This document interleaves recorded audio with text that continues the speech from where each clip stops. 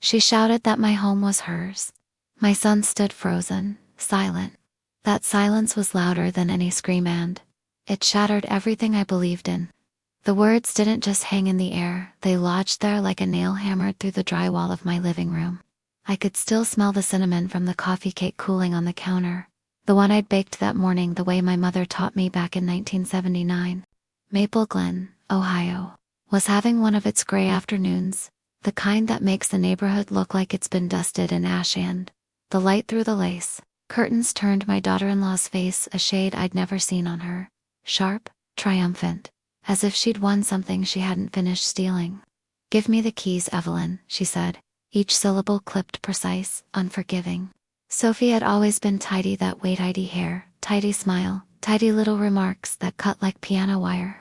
She wore a cream trench and the kind of lipstick that leaves a fight on a glass even after it's washed. Her eyes went to the brass bowl on the hallway table where I keep everything: loose change, spare keys, a rosary that belonged to my grandmother, and a pewter button from my late husband's Air Force jacket. She didn't look at me. She looked at the bowl. Behind her, my son Michael shifted his weight and stared at the floorboards he refinished last spring. He used to whistle when he worked, an old Motown thing he picked up from his father, but that day his mouth was a straight, pale line. 36 years of loving him had taught me how to read even the small weather on his face, and what I saw chilled me. Not anger, not shame, fear. "You heard me," Sophie said, softer now, conspiratorial. "Let's do this the easy way." I held the coffee cup a little tighter. My hands have grown lined and stubborn with time, the way good oak does, and the heat steadied me. "This is my home," I said. Simple, true, the kind of sentence you can set your life on top of and it won't wobble. The deed still smelled like the county clerk's toner in my memory, the day Walter and I paid off the last of it, and I danced barefoot in this very room while he laughed and pretended not to cry. Sophie's smile didn't reach her eyes. "It was," she replied. "Things change." I looked at Michael. He didn't look back. My boy, who used to bring me dandelion bouquets with roots still attached, who broke his arm on Birch Street and refused to cry because Dad wouldn't, stood there, with his hands inside his jacket like he was hiding from winter. The ceiling fan hummed. The clock above the mantel, Walter's retirement gift from Wright Patterson, ticked, stubbornly oblivious. "What is this, Michael?" I asked. His name felt heavy on my tongue, too many birthdays and hospital waiting rooms and Christmases packed into 2 syllables. He opened his mouth, then closed it. I saw his throat work. And then, finally, a whisper. "Mom, it's complicated." Complicated is a word people use when they want you to trust them without giving you cause. I set the cup down. The saucer clicked like a gavel. I could feel the tremor in my chest settle into something older and steadier, like a river that's cut the same path for 100 years and has no intention of moving for anyone's convenience. "Explain it to me," I said. Sophie moved first. She reached for the brass bowl with a grace that made my breath hitch because I realized she expected to win, not hoped. Expected, as if she'd already measured the drapes and penciled our family photographs out of the story. She lifted the key ring, the house key glinting like a captured coin. "Stop," I said, and she did. Not because of my voice, but because the front door opened and a gust of March air stampeded down the hallway, carrying in the cold and a scent I recognized before I turned my head. Aftershave and dust from legal file boxes. That smell belonged to one person in Maple Glen, attorney Henry Lowell, the man who'd shepherded half our town through probate, property lines, and divorce. A man who never arrived without paperwork. He stepped inside like he'd been invited, closing the door gently behind him. "Mrs. Parker," he said, hat in his hands, eyes flicking to Sophie, then to Michael. "I'm afraid I need a moment of your time." Sophie's smile widened. Michael's shoulders sagged. The clock kept ticking. Somewhere outside, a snowplow groaned even though there was no snow, just habit. I thought about the pies cooling on church windowsills, about Walter's hand steadying mine the first time I tried to parallel park on Main, about the time we replaced the roof together and he said the house would outlive us if we loved it right. "Of course," I said, even though nothing about any of this was courteous. "You can speak here." Henry glanced at Sophie again, then at me, and a small pity crossed his face. The kind men wear when they've convinced themselves they're on the side of the law, which is not always the same as the side of right. He unfolded papers that crackled like dry leaves. I'm here regarding the transfer, he said. The what? I asked, though I already felt the ground tilt under my feet. Sophie's voice was sugar and blade. The transfer of title, Evelyn, to me. Michael finally looked up. For an instant, just when I saw the boy he had been, mouth open to ask permission. Then the moment snapped. He looked away. And in that thin slice of silence, thinner than a page, sharper than a broken play tie, understood that this wasn't the beginning of a fight. It was the middle of one I hadn't known I was losing. Michael's silence burned more than Sophie's words. Silence from a son is a betrayal louder than any accusation. I stood there, my breath fogging the window pane, though the house was warm, my mind clawing for a reason. The attorney laid the documents on the coffee table, my coffee table scratched from decades of Sunday crossword puzzles and grandkids stacking blocks. His pen rested across the top page, expectant. Sophie perched on the arm of the sofa, as though it already belonged to her. She crossed her legs, her heel tapping a nervous rhythm, but her eyes glittered. Mrs. Parker, Henry said softly, you'll want to review these. It's all in order. I didn't reach for the papers. My hands stayed folded, gripping each other until my knuckles whitened. Why now? I asked, my voice steady though my heart pounded like a factory line in my chest. What changed? Sophie answered before Michael could. You've had this house for 40 years. You've had your time. We're starting a family, and it's only fair the home passes to us. I laughed, short, brittle, a sound I didn't recognize as mine. Fair? The word tasted bitter. I scrubbed these floors until my knees gave out. Walter fixed that roof with his bare hands. I buried him and still kept this home standing. Fair doesn't belong in your mouth, Sophie. Her jaw tightened. This is about legacy, Michael agrees. Michael flinched. His eyes darted to me, pleading for something, forgiveness, maybe, or the courage he'd misplaced. Mom, it's complicated, he said again. Useless words from a tongue I once trusted. I wanted to shake him. Instead, I turned to Henry. What exactly are you saying? Henry cleared his throat, uncomfortable. There was a document signed last month. A quitclaim deed. It transfers ownership from you to your son and his wife. My stomach turned to stone. That's impossible. I never signed anything. Sophie leaned forward, voice dripping honey. You did at the bank, remember? Papers for refinancing. Buried in the stack was one more page. Your signature's there. My mind raced back. Yes, the bank meeting. Michael had rushed me, said the bakery loan needed adjusting. I signed quickly, trusting him. Trust, the oldest rope, can be cut in silence. I staggered back a step, the room tilting. You tricked me, I whispered. Michael stepped forward, hands half raised. Mom, it's not like that. Not like that. My voice cracked like lightning. You forged my trust, Michael. And for what? For her. I pointed at Sophie, who watched me with the calm of a chess player moving her final piece. Henry shifted, papers still waiting. Mrs. Parker, whether intentional or not, the transfer is legal, unless you challenge it in court. In court, I echoed. The thought of dragging my son before a judge cut deeper than any blade. But Sophie wanted that hesitation. She wanted me weakened by love. The old clock ticked, merciless. I'll fight, I said, my voice low, cold. If it takes my last breath, I'll fight. Sophie's smile thinned. You'll lose, Evelyn. The law is on our side. I looked at Michael, my boy who once pressed daisies into my Bible during Sunday service, who promised at 15 he'd always protect me. His eyes shimmered, but his lips stayed sealed. That silence, that cowardly, shattering silence, told me the truth. I was no longer fighting outsiders. I was fighting my own blood. And in that moment, I vowed something in the marrow of my bones. I would not let Sophie win. Not with law, not with deceit, not with Michael's silence. This house, my life, my legacy, they would not be stolen. Not while I could still stand. The moment the papers left Henry's leather briefcase, my home no longer felt like mine. Every creak of the floorboards, every portrait on the wall, every flower on the kitchen windowsill seemed to lean away from me, uncertain where they belonged. I'd lived in Maple Glen long enough to know when a storm was coming, and this one wasn't painted across the sky, was sitting in my living room, wearing my daughter-in-law's lipstick. Henry cleared his throat again, as though rehearsing sympathy.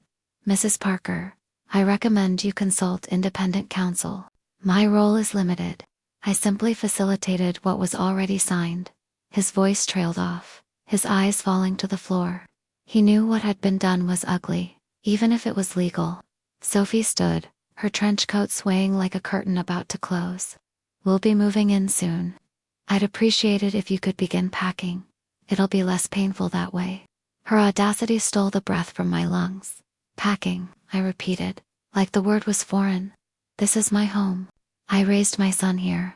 Walter took his last breath here. Every nail, every brick has a story. Sophie, you don't just pack a life into cardboard boxes, she smirked. Everyone has to learn sometime. Michael shifted, guilt painting his face pale. Sophie, maybe we should give Mom more time. Her glare cut him off like scissors through thread. Time won't change anything. The deed is ours. That was when the doorbell rang. 3 sharp chimes, echoing like a verdict. Sophie's eyes darted toward the door, irritated, while Henry gathered his papers. Michael looked grateful for the interruption. I, however, felt dread crawl up my spine. Who else had been invited to my humiliation? I opened the door to find my neighbor, Mrs. Whitaker, standing on the porch with her arms crossed and a basket of laundry balanced on her hip. Her sharp eyes scanned the room behind me, catching the sight of Sophie clutching my house keys. Everything all right, Evelyn? She asked, suspicion lacing every word. I forced a smile. Just family matters, Doris. Nothing you need to worry about. But Sophie stepped forward, quick to control the narrative. It's fine, Mrs. Whitaker. Michael and I are taking over the house. We'll be moving in soon. The neighbor's jaw dropped, taking over. Evelyn, is that true? I swallowed hard. The humiliation of admitting betrayal in front of a neighbor was a wound deeper than I expected. But in Mrs. Whitaker's face, I saw something fury not at me, but for me. She tightened her grip on the basket, her voice rising. Over my dead body will you throw Evelyn out of this home? This town knows what she's built here, and we don't forget. Sophie laughed softly, dismissive. The town doesn't decide who owns a house. The law does. But Mrs. Whitaker didn't back down. She set her laundry basket on the porch and stepped closer, her finger jabbing the air between us. Evelyn, you listen to me. Don't let them scare you. You have rights. And more than that, you have friends. We won't stand by and let this happen. Her words struck something inside me, something I thought betrayal had buried. Strength. For the first time since Sophie's demand, I felt the tremor in my chest give way to fire. I turned back to Sophie, my voice sharp as broken glass. You may think you've trapped me, but you've underestimated one thing. Sophie raised an eyebrow, amused. And what's that? My roots, I said. They run deeper than your greed. The room fell silent, the kind of silence that signals the start of a war. And I knew then I wouldn't be fighting this battle alone. Mrs. Whitaker's words echoed long after she left the porch, carrying her laundry basket like a shield. The slam of her screen door reminded me of something I had almost forgotten. Maple Glen might be a small town, but small towns never look away. People talk, people remember, and sometimes people fight for their own. Sophie, however, didn't flinch. She tucked the house keys into her coat pocket like a trophy and whispered, "The neighbors can gossip all they want. They won't change the deed." I stood taller, even if my knees trembled. Maybe not. But they'll know what kind of woman you are, Sophie. And they'll never forget. Her smile was ice. I'm not here to win a popularity contest, Evelyn. I'm here to build a future. And this house is the cornerstone. Michael finally spoke, his voice raw. Mom, please don't make this harder. I turned on him, my son, the boy who once painted his bedroom walls bright blue because he wanted the sky inside. His silence had cut me before, but these words were worse. Harder for who, Michael? For me or for you? Because you can't find the courage to stand beside your mother instead of behind your wife. His eyes flickered, but he said nothing. Cowardice is a quiet poison. Henry cleared his throat again, sliding the papers into his briefcase. I'll be in touch regarding the transition. He nodded stiffly, then let himself out, leaving the scent of old leather and ink behind. The house felt smaller when the door shut, as though Sophie's presence had shrunk the walls. She walked through the hallway slowly, her fingers grazing the wallpaper. Walter and I had hung one hot July when the air conditioner broke. I remembered us laughing, dripping sweat, his hand steadying the ladder while I painted high corners. Sophie traced the faded roses as though she were already erasing them. "This wallpaper will have to go," she muttered. I clenched my fists. "You erase these walls, Sophie. You erase history, but you'll never erase me." Her eyes flashed. "You're clinging to the past. Michael and I are thinking about the future children. Stability, progress. We need space. You've had your time. I made this time." My voice shook the walls more than her arrogance ever could. "Every brick is held together by my sweat. Walter and I built a life here, and I won't watch you steal it." Michael's shoulders slumped. "Mom, please." His tone was soft, pleading, like he was asking me to surrender quietly. But I'd buried a husband, raised a son, survived winters that cracked the windows and summers that blistered the paint. Quiet surrender wasn't in my bones. I stepped closer to Sophie until our faces were inches apart. Her perfume was sharp, artificial, the opposite of the lavender I grew by the porch. "You think a piece of paper gives you power," I whispered. "Paper burns, but truth endures." Her smirk faltered for the first time. "Enjoy your keys," I said, turning toward the kitchen. "Because the next time you walk through that door, Sophie, it won't be as easy." I didn't know yet what that meant. But as I rinsed my coffee cup and stared out at the gray Ohio sky, I knew this battle wasn't just about a house. It was about everything that had been stolen in silence. And I was done being silent. The rest of that day passed in a fog. I wandered from room to room, touching the furniture as though it were alive, as though it could slip away from me at any second. The grandfather clock in the corner ticked louder than usual, reminding me with every strike that time was no longer mine. Alanet was being stolen, second, by Sophie's ambition and Michael's silence. By evening, I found myself in the attic. Dust floated in the beams of fading light, and the smell of cedar wrapped around me like a memory. Boxes stacked high, each one labeled in Walter's neat handwriting. Christmas ornaments, baby clothes, high school yearbooks. I opened one and found the blanket I'd knit for Michael when he was born, soft blue wool frayed at the corners. My fingers traced the threads. I thought of the nights I rocked him by the window, whispering lullabies while the world outside felt too big for such a small life. And now, that small life was a man standing beside a woman who wanted to erase me. The anger settled deeper, mixing with sorrow until it felt like steel in my veins. I closed the box carefully, as though protecting the past was the only way to preserve the future. A sharp knock at the door downstairs startled me. The sound was urgent, not the polite rhythm of a neighbor, but the heavy rap of someone who wouldn't be ignored. I hurried down the stairs, heart pounding, and opened the door. Detective James Carter stood on my porch, his trench coat damp from the drizzle outside.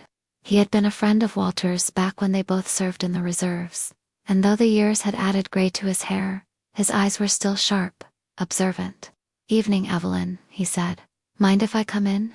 Of course, my voice trembled with both relief and confusion. "What brings you here?" He stepped inside, his gaze sweeping the living room. The briefcase Henry had left earlier was gone, but Sophie's perfume still lingered in the air. Detective Carter noticed. He always noticed.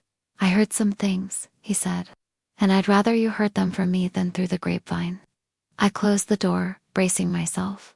"What kind of things?" He removed his hat, his expression grave. "About Sophie, about Michael, and about this house." My stomach dropped. "Go on." He lowered his voice, as though the walls themselves might be listening. "Word is, Sophie's been speaking with a developer out of Columbus, a man who's been buying up properties in Maple Glen, tearing down old homes to build luxury condos. Expensive ones. Your place, it's prime real estate. Large lot, Central Street, history." The air rushed out of my lungs. "You mean? She doesn't want this house for family, she wants it for money." He nodded. "That's what I've been told. And Michael, well, I think he's in deeper than he realizes. Loans, debts, things he hasn't told you." I sank onto the sofa, the weight of it pressing me down. My son, my blood, hiding debts while his wife plotted to sell the very roof over my head. Detective Carter leaned forward. Evelyn, you need to protect yourself. Legally, financially, any way you can. Sophie's playing a game, and she's ruthless. My mind reeled.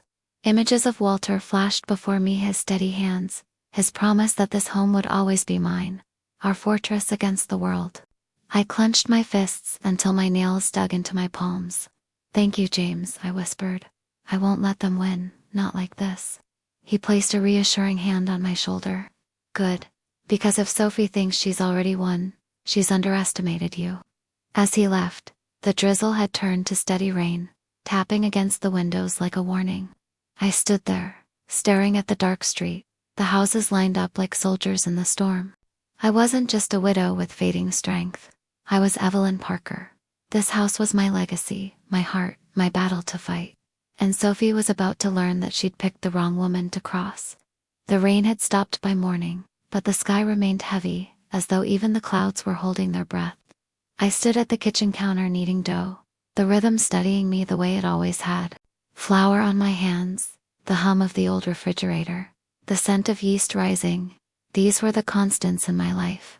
But even they felt fragile now, as if Sophie's shadow had crept into every corner of my home. I heard the crunch of tires in the driveway. My pulse quickened. Through the lace curtains I saw Michael's truck, mud splattered along the fender. He sat behind the wheel for a long moment before finally getting out, his head bent low. When he stepped inside, the first thing I noticed was how tired he looked. Dark circles under his eyes, his shoulders weighed down by something more than rain. He smelled faintly of stale coffee and motor oil, and when he spoke, his voice cracked. Mom, we need to talk. I wiped my hands on a towel and faced him, every muscle in my body stiff. Then talk. He swallowed hard, his eyes darting everywhere but mine. I didn't mean for it to go this far. Sophie, she has plans. She says it's for our future, but You stood silent while she demanded my house. I cut in. That's all I need to know about where you stand. His jaw clenched. You don't understand, I'm in trouble, Mom. Real trouble. The words hit me like a brick. What kind of trouble? He rubbed the back of his neck, avoiding my gaze. Debt. I borrowed money for the garage business. Things went bad, and I couldn't pay it back. Sophie knew someone who could help, but there were conditions. I felt my stomach twist, and one of those conditions was this house. Michael's silence was confirmation enough. He lowered his head, shame radiating off him. Your father worked his whole life for this place, I whispered, my throat tight. He died believing it would shelter us, protect us, and you're ready to hand it over to strangers. I didn't want to. His voice broke, loud enough to rattle the dishes in the sink. But I'm drowning, Mom. Sophie says, selling the house is the only way out. She says we'll get a fresh start. A fresh start built on betrayal, I snapped. That's not a start, Michael. That's an ending. He pressed his palms against his eyes, like a child hiding from the truth. For a moment, I saw the boy he once was, standing in the kitchen after breaking a neighbor's window with a baseball, waiting for me to forgive him. But this wasn't a broken window. This was our life. Mom, he whispered, his voice trembling, I'm sorry, but it's already in motion. Sophie, she's meeting with the developer today. At the courthouse in Columbus. The air seemed to drain from the room. She's selling it already.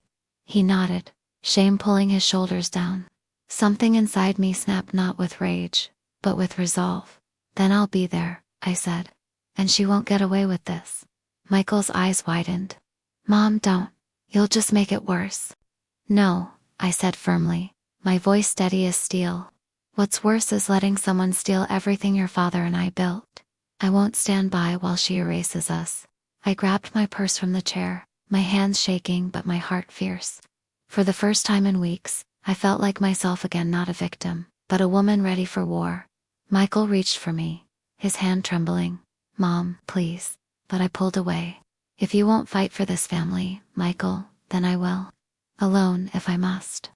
As I stepped outside, the sky split open with sunlight, breaking through the gray clouds. It felt like a sign, a reminder that even storms must pass. And with every step toward the courthouse, I knew this. Sophie had lit the fire, but I was about to make sure it burned her world, not mine. The courthouse in Columbus rose like a stone fortress against the afternoon sky. Its pillars loomed tall, cold, an indifferent and unfeeling place where ink on paper could erase a lifetime of sweat, tears, and memory. I parked my old Buick across the street and sat there for a moment, gripping the steering wheel until my knuckles turned white. This was not the kind of battlefield Walter and I had ever imagined, but it was one nonetheless. He had faced storms and layoffs and the long nights of illness, and he had always said, "Evelyn, a house isn't just walls. It's a promise." That promise was under attack. I stepped out into the brisk Ohio air, my coat pulled tight, and crossed the street. The marble steps felt heavier with each stride, as though they wanted me to turn back, but I didn't. Inside, the courthouse smelled of old paper and disinfectant. Lawyers hustled past, their shoes clicking like metronomes. At the far end of the hallway, through the glass doors of Conference Room B, I saw her, Sophie. She sat at the table like a queen on her throne, a leather folder open before her. Beside her was a tall man in a sharp gray suit, the developer. No doubt his Rolex flashed under the fluorescent lights, a vulture dressed in silk. Between them sat a stack of documents, their corners sharp as blades. Sophie's eyes flicked up and met mine. For just a second, surprise crossed her face. Then she smiled, slow and deliberate, as though my arrival was nothing more than entertainment.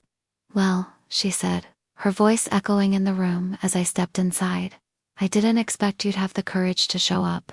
I closed the door behind me, the sound loud and final. "This is my house, my life. Did you really think I'd stay quiet?" The man in the suit adjusted his cufflinks. "Mrs. Parker, I'm Daniel Moore. I represent Horizon Development. According to the documents, your property has already been transferred. Today's meeting is just to finalize the sale." "Finalize," I echoed, my voice sharp. "You can't finalize theft." Sophie leaned back in her chair, her red nails drumming the table. "It's legal. You signed the papers yourself. You can scream all you want, Evelyn, but the law is on my side." My blood boiled, but I steadied myself. "The law doesn't erase deceit. And you," I pointed at her, my finger trembling, not with fear but fury, "tricked me. You forged trust, and that makes you weak, not strong."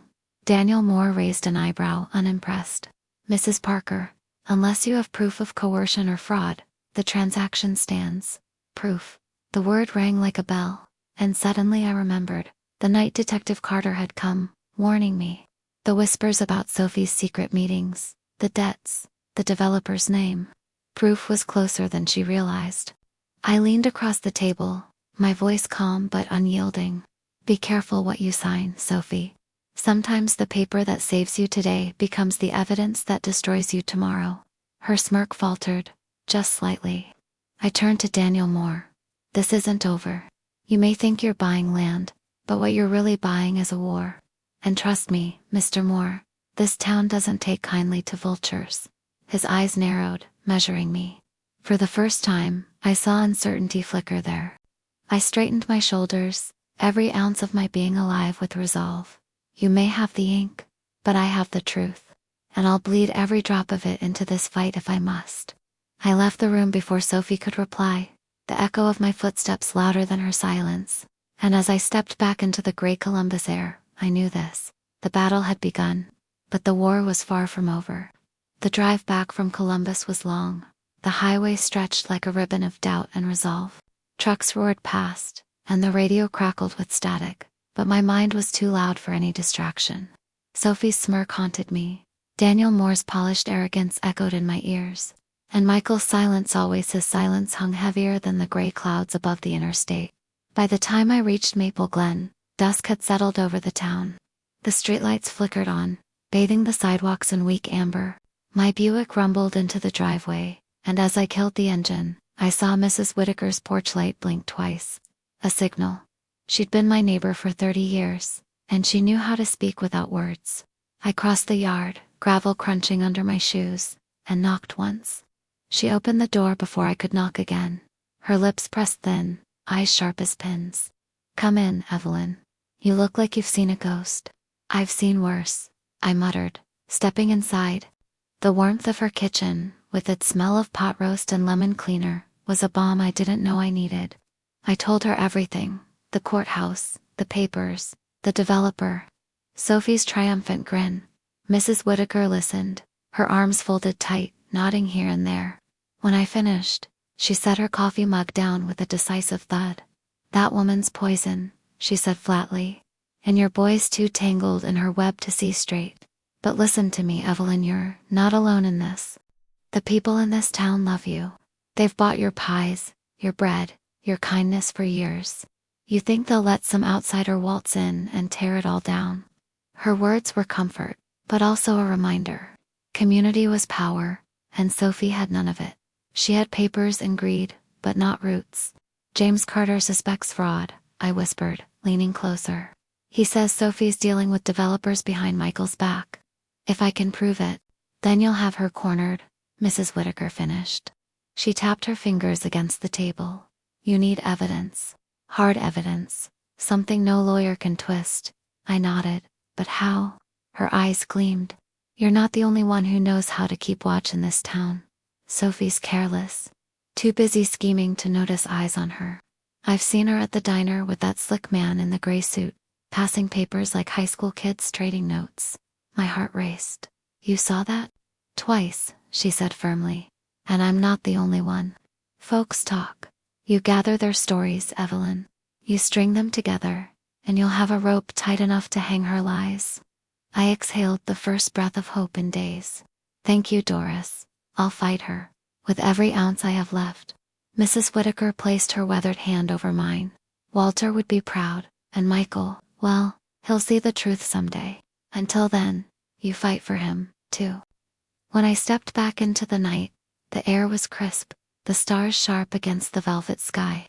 My house loomed ahead, still mine, though its walls seemed to watch me with weary eyes. I paused at the front door, clutching the key Sophie had tried to steal. The metal was cool in my hand, a reminder that paper might lie, but steel remembers. As I turned the lock, a shiver crawled up my spine. Inside, the hallway light was already on. I hadn't left it that way. The glow from the hallway lamp bled across the floorboards like a warning. I froze on the threshold, keys still clutched tight in my fist. My heart drummed so hard I swore the neighbors could hear it. I stepped inside slowly, my heels clicking against the hardwood, each sound too loud, too exposed. The air smelled faintly of Sophie's perfume, artificial jasmine with a chemical bite. My stomach twisted. She had been here. "Hello?" My voice cracked in the silence. "Michael." No answer. I moved through the living room, every shadow suddenly suspicious. The coffee table was bare, except for a single envelope resting dead center.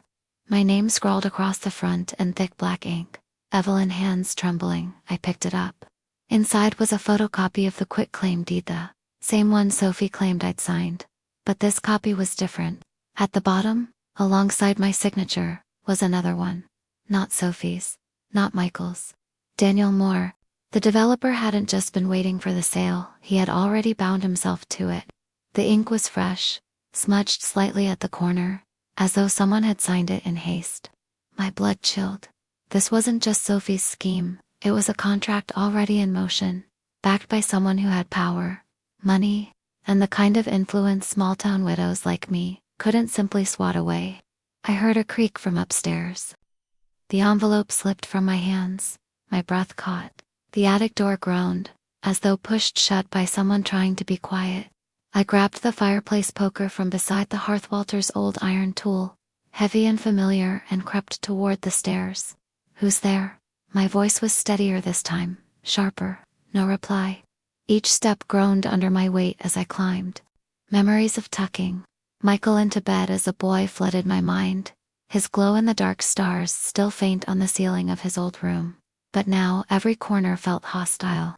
At the top, the hallway stretched long and dark, lit only by the dim light from the bathroom night bulb.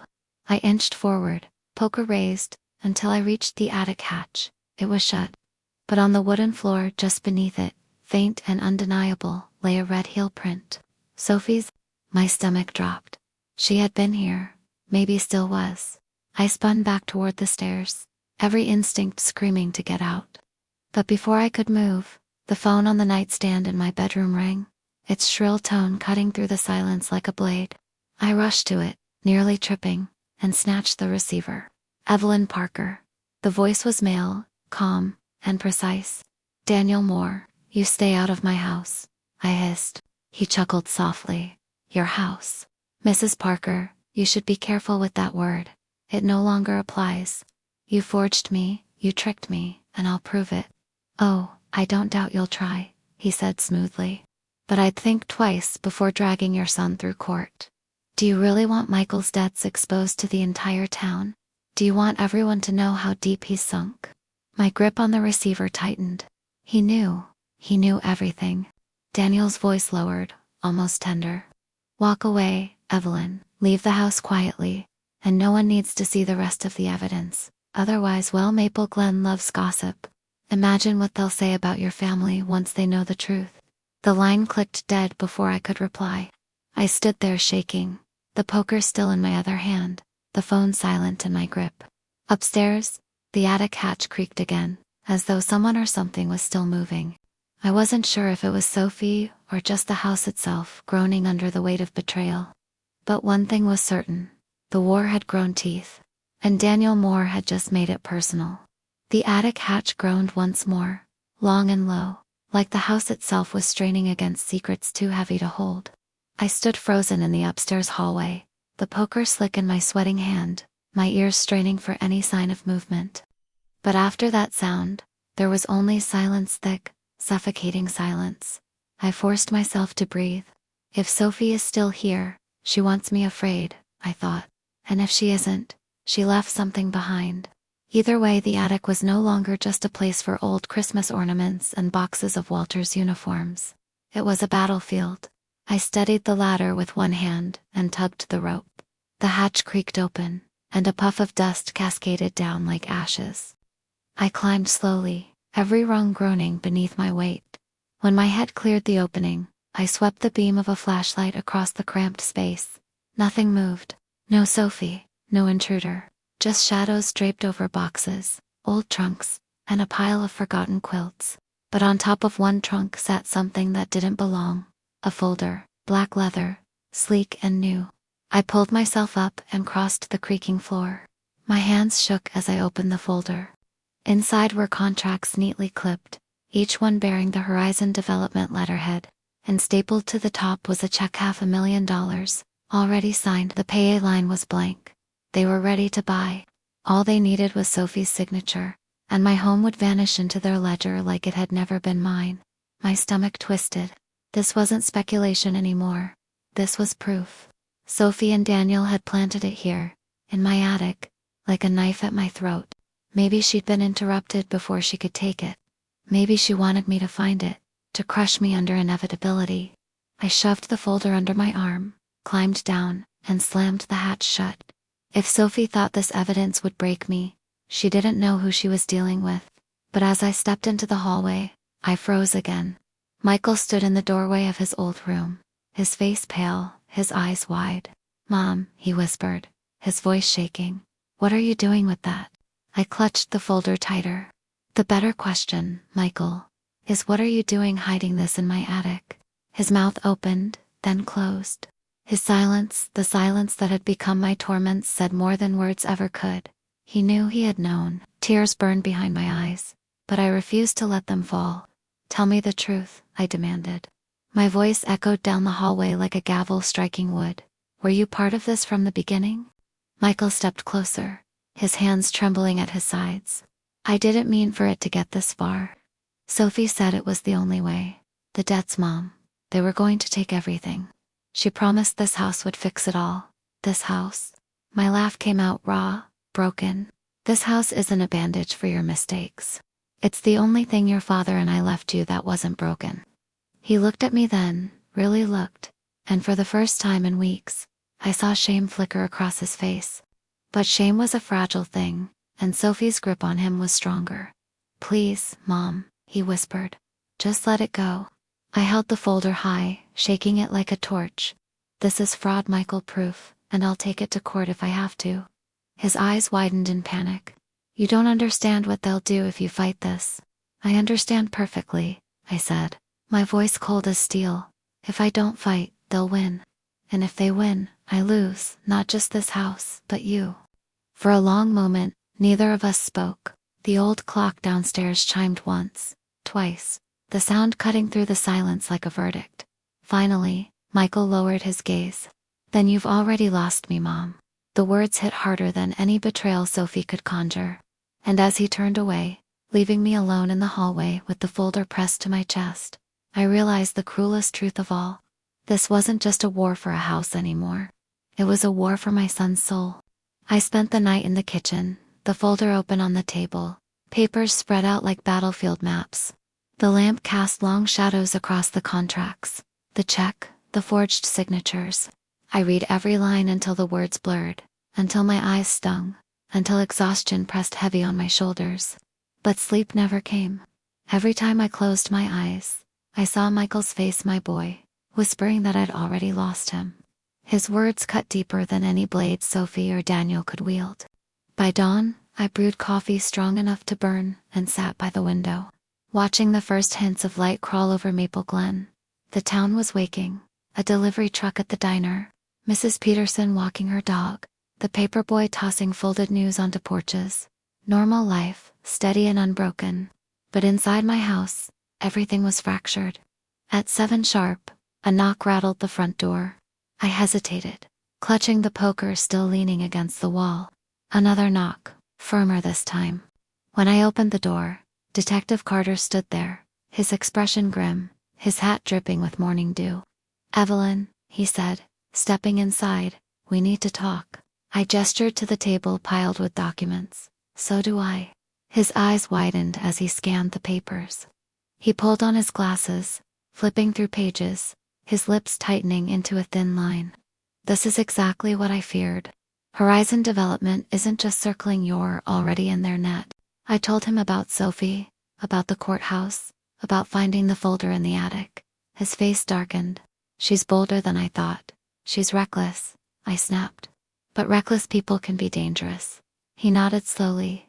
"You're right, and that's why you need to be careful. Evelyn, Sophie isn't working alone. Daniel Moore has friends, powerful ones. City council, zoning board, even a judge in Columbus. They play dirty. If you go at them head on, they'll bury you in paperwork before you can even speak." I leaned forward, my hands gripping the edge of the table. "Then how do I fight them?"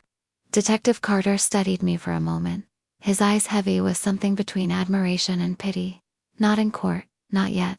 You need to turn public opinion. If the town stands with you, Horizon won't risk the scandal. Developers hate bad press more than they hate delays." "Public opinion," I repeated. The idea settled into me like a seed. Maple Glen was small, but small towns carried voices louder than city billboards. Gossip here wasn't just entertainment, it was law. Carter lowered his voice. "There's one more thing. I pulled some records last night. Horizon's been buying properties using shell companies, and Sophie's name, it appears on more than one of the filings. If you can prove she's been laundering purchases through her marriage to Michael." His words trailed off, but the implication was clear. Sophie wasn't just greedy, she was criminal. My pulse quickened. "Then that's the evidence I need." He nodded. "But it won't be easy to get. These people guard their secrets." I pushed the folder toward him. "Then let's start with this. If Sophie planted it here, it's because she wanted me afraid. Instead, it'll be her mistake." Carter tucked the documents into his satchel. "I'll dig." "But Evelyn," he looked at me hard, his voice lowering, "you need to be ready. Sophie won't sit still while you're poking holes in her empire. She'll come for you." I straightened my shoulders. "She already has." The detective left, his footsteps fading down the porch steps, and I was alone again, but not defeated. For the first time in weeks, I felt a current of something I hadn't dared believe, in hope. Still, as the clock struck 8, a chill crept over me. Hope was fragile, and Sophie was ruthless enough to crush it. The morning hours crawled, each tick of the clock stretching into eternity. I busied myself in the kitchen mixing dough, washing dishes, scrubbing counters already clean. Anything to keep my hands moving, to keep my mind from circling back to Sophie's smirk and Michael's hollow eyes. By mid-morning the phone rang. I snatched it up so quickly I nearly knocked the receiver to the floor. "Mrs. Parker." The voice was soft, female, hesitant. "Yes, who is this?" A pause, then, Emily Carter, Detective Carter's niece. We've never met, but my uncle thought you might want to hear from me. I frowned. Why? Her voice trembled. Because I work at the county clerk's office, and I've seen your name on documents you never signed. My knees nearly buckled. What documents? Property transfers, not just yours. Other widows in town. Homes that mysteriously ended up in shell corporations tied to Horizon Development. Evelyn, Sophie's not just trying to take your house, she's part of something bigger. The kitchen seemed to tilt. I gripped the counter. Can you prove it? Emily hesitated. I can't risk giving you copies myself, but I can tell you where to look. There's a storage room in the courthouse basement. Horizon's filings from last year are their boxes no one's touched. If you can get in, you'll find her name. The line crackled. Be careful, she whispered. If Sophie finds out I helped you. The call cut off. I stood in the quiet kitchen, my heart hammering. Proof, real proof. But it meant sneaking into the courthouse, digging where I didn't belong. Before I could think further, the doorbell rang. I froze.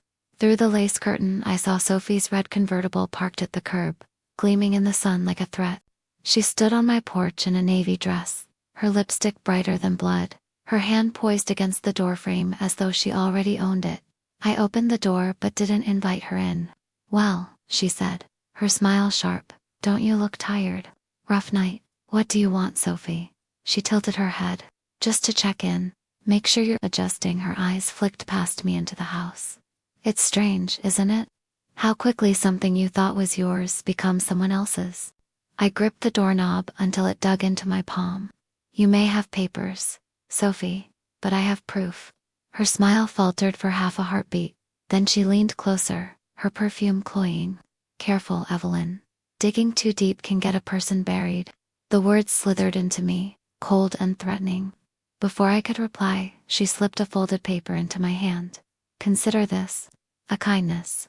She turned, her heels clicking against the porch, and slid into her car. The engine purred, and she sped away without looking back. I unfolded the paper. It was a photograph, grainy, taken at night, but unmistakable. Michael, my son, sitting in the driver's seat of his truck, and beside him Daniel Moore. Michael's hand was outstretched, taking something money. The caption scrawled across the bottom in Sophie's neat handwriting read, "Choose wisely, Evelyn." The paper trembled in my grip. My son wasn't just trapped, he was compromised. And Sophie knew exactly how to use it against me. I stared at the photograph until my vision blurred, my pulse pounding like a drum in my ears. Michael, my boy, my flesh and blood, caught with Daniel Moore like a thief in the night. The image was more than evidence, it was leverage. Sophie's leverage. I pressed the photo flat against the kitchen table, the edges cutting into my fingers.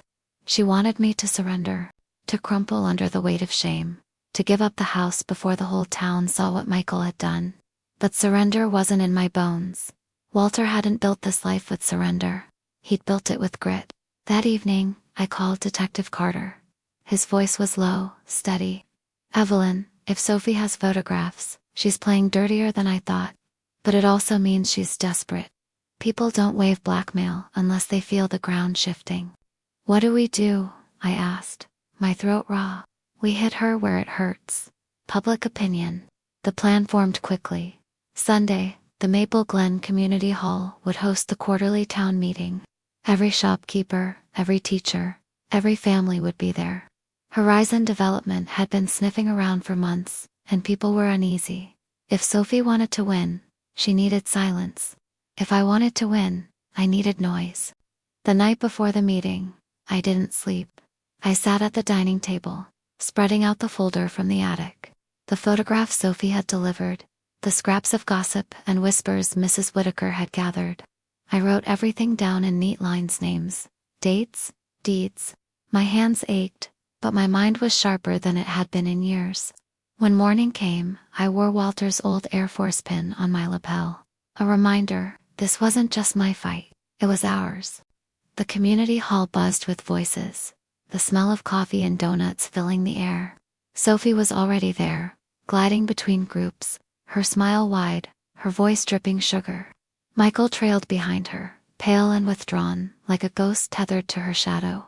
When it was my turn to speak, the room fell quiet. I stepped to the front, my notes trembling slightly in my hands, but my voice steady. "My name is Evelyn Parker," I began, "and I've lived in Maple Glen for over 40 years. Many of you have eaten the bread from my oven, borrowed sugar from my pantry, or sat in my living room after Sunday service. This town has been my home, our home." I held up the folder. "But there are people who want to erase that, to tear down what we built, not just me, but all of us. Horizon Development doesn't care about Maple Glen. They care about money, and they're using deceit, fraud, and betrayal to take what isn't theirs." Murmurs rippled through the crowd. Sophie stiffened, her smile brittle. I opened the folder, laying out copies of the contracts, the check, the filings with her name attached. "This isn't speculation, it's fact." And the woman behind it, I turned. My eyes locking on Sophie, is standing right here among us. Gasps filled the hall. Sophie's cheeks flushed crimson. She stepped forward, her voice sharp. "Lies. Desperate lies from an old woman, afraid of change." But I didn't flinch. I held up the photograph. "If I'm lying, then tell the town why my son is taking money from your business partner under cover of night." Michael's head snapped up, his face stricken. The room erupted in whispers. Sophie's mask cracked. Her voice shook as she tried to steady herself. "That photo is misinterpreted. It proves nothing." Detective Carter stood from the back of the hall, his badge gleaming. "Actually, Mrs. Moore, it proves quite a lot. And combined with these documents, it paints a picture of fraud. You may want to consult an attorney while you still can." The room buzzed louder, neighbors exchanging shocked looks. Mrs. Whitaker crossed her arms, her voice loud and clear. "We stand with Evelyn." Others echoed her, voices rising until the hall thundered with support. Sophie's eyes darted wildly, searching for an ally, but found none. Michael looked at me, his face pale, lips trembling. For the first time, he seemed to see her the way I did, not as a savior, but as a destroyer. And in that moment, the balance shifted. The town hall descended into chaos. Voices overlapping, chairs scraping, neighbors demanding answers. Sophie stood at the front, her perfect composure unraveling thread by thread. Her red lipstick couldn't hide the tightness in her jaw, or the way her eyes darted toward the exits as if plotting escape. "Enough," she shouted, slamming her hand on the podium. "You're all being manipulated. Evelyn is clinging to the past, afraid of progress. This town needs horizon. New jobs, new housing, a future. Do you want to stay stuck in the Stone Age forever?" But the crowd wasn't buying it. Someone yelled from the back, "We don't need outsiders stealing our homes." Another voice rose. "She forged signatures. That's not progressed, that's fraud." Michael stepped forward then, pale and shaking. "Sophie," his voice cracked. He swallowed hard and tried again. "Sophie, tell them the truth. Did you forge it?" Her eyes narrowed, ice cold. "Don't you dare, Michael." But something in him snapped. He turned to the room, his voice trembling but loud enough to carry. "I was wrong. I took money. I let Sophie convince me it was the only way. But my mother, she's right. This house, this town, it isn't just property. It's who we are. And I betrayed that." Gasps swept the crowd. Sophie's face hardened like stone. "You fool," she hissed. "Do you realize what you've done?" Michael's shoulders sagged, but his voice steadied. "I've done what I should have done weeks ago." He turned toward me, his eyes wet. "I'm sorry, Mom. I wanted to collapse under the weight of it. All the betrayal, the confession, the tiny flicker of redemption. But I held myself tall. This wasn't the end. Not yet." Detective Carter stepped forward, papers in hand. "Sophie Moore," he said, his voice sharp and official. "We have enough evidence to open a formal investigation into fraud, conspiracy, and attempted extortion. I suggest you come quietly." The color drained from Sophie's face. She laughed high and brittle. "You think you can pin this on me? Daniel Moore won't let this stand. Horizon has lawyers who'll eat you alive."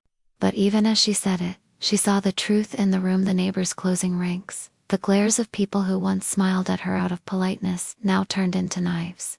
She was alone. Mrs. Whitaker's voice cut through the din. "Get her out of here, and don't bring her back."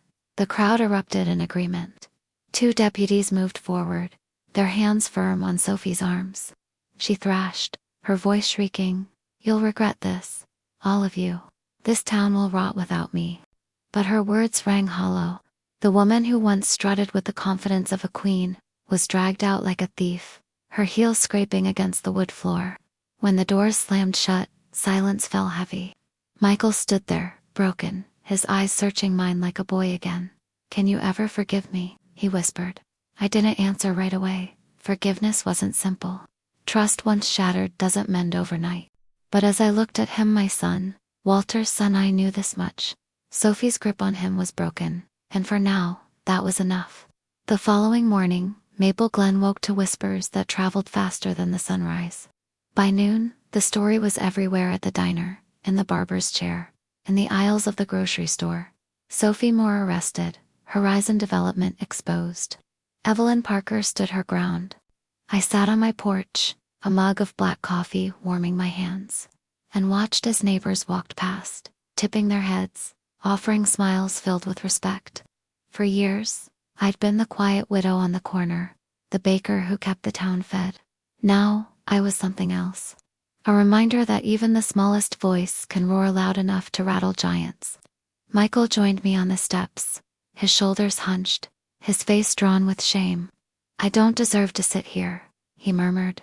I studied him, the boy I raised, the man who had faltered, the son who nearly lost himself. "No," I said softly, "you don't, not yet. But you can earn it back." His eyes glistened. "I will, I promise, Mom. No more lies, no more shortcuts." I sipped my coffee, letting the steam curl into the cool air. Promises had been broken before, but maybe, just maybe, this one could be kept. That afternoon, I walked through the bakery. The ovens glowed, the smell of cinnamon and yeast wrapping around me like an embrace. Mrs. Whitaker stopped by with fresh eggs, squeezing my hand. "We're proud of you, Evelyn. You reminded us what it means to fight for home." I smiled. A real smile this time. One that reached the cracks in my heart. I didn't do it alone. This town stood with me. By evening, as the sun dipped low, Michael helped me hang Walter's old Air Force flag above the porch.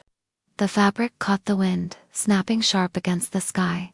A symbol of honor, of resilience, of promises kept. Sophie's voice still lingered in memory, her threats, her arrogance. But she was gone now, stripped of power, her schemes undone.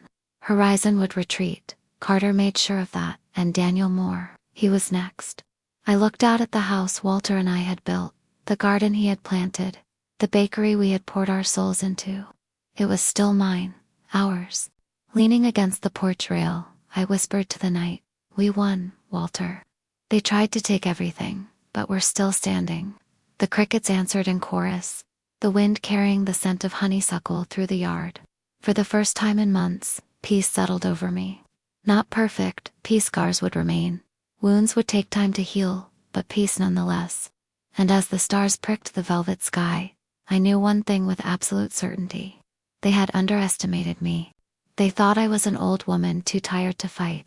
But they forgot this house was more than wood and brick. It was my fortress, my history, my legacy, and I would protect it until my last breath.